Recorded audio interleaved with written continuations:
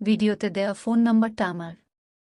আমি আগে কখনো প্রতিবেদনে আসি নাই, কিন্তু এখন এমন একটা পর্যায়ে আছি যে প্রতিবেদনে না এসেও পারলাম না। আমার অবস্থাটা শুধু আমিই জানি। আমার নাম সাথী। আমার বাড়ি হল ঢাকা মানিকগঞ্জ।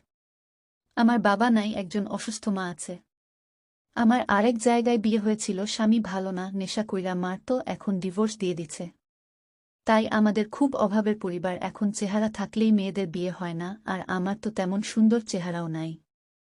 তাহলে যৌতুক ছাড়া কেন আমারে মানুষ বিয়ে করতে যাবে?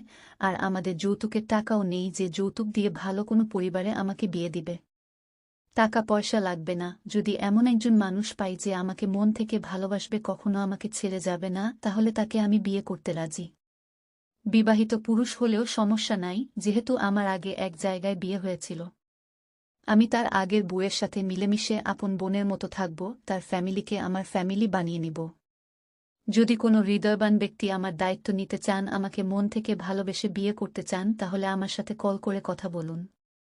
ভিডিওতে আমার মোবাইল নাম্বার দেওয়া আছে।